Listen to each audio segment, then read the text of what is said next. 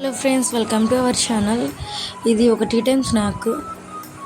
ముందుగా 3 బంగాళదుంపలను తీసుకొని మీడియం సైజువి ఉడకపెట్టుకొని ఒక మిక్సీలో గ్రైండ్ చేసేసుకొని ఆ పేస్ట్ని ఒక బౌల్లో వేసేసుకోవాలి. దాంట్లో 2 కప్స్ ఆఫ్ శనగపిండి తీసుకోవాలి.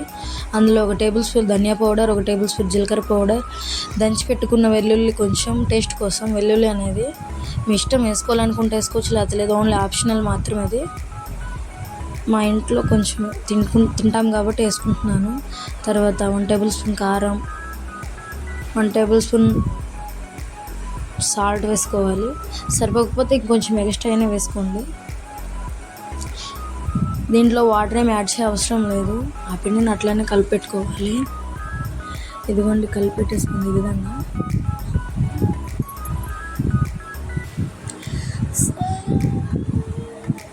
ఇదండి, ఈ విధంగా ముద్దలా కలిపెట్టుకోవాలి. ఇట్లా కలిపెట్టుకున్నాక ఒక 10 మినిట్స్ పక్కన పెట్టుకోవాలి. దాని తర్వాత అందులో నేను జీలకర్ర మర్చిపోయాను, జీలకర్ర కూడా యాడ్ చేసేసుకోండి. టేస్ట్ అనేది సూపర్గా ఉంటుంది. జీలకర్ర మర్చిపోయాను, జీలకర్ర కూడా యాడ్ చేసుకోవాలి.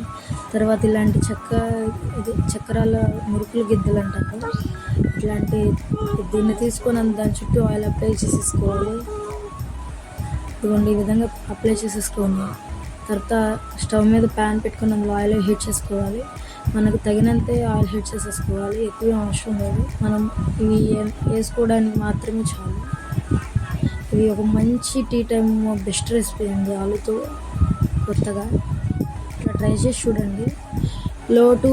మీడియం టు హైలోనే పెట్టుకోవాలి, లో అవసరం లేదు. కొంచెం క్రిస్పీగా క్రంచీగా వస్తాయి. చాలా అంటే చాలా టేస్ట్గా ఉంటుంది.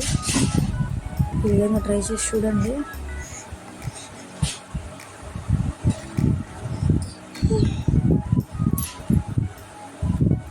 చేసినప్పుడైతే అసలు అందరూ, మా వాళ్ళ మా ఫ్యామిలీ మొత్తం తినేసి చాలా సూపర్గా ఉన్నాయని చెప్తారు. చూడండి ఎంత బాగా వస్తున్నాయో. నాకు షేప్ సరిగా రావడం లేదు, షేప్ పోతుంది. మీరు కరెక్ట్ షేప్లో వేసుకోండి. ఇది చూడండి, ఈ విధంగా ఫ్రై చేసేసుకుంటే చాలు.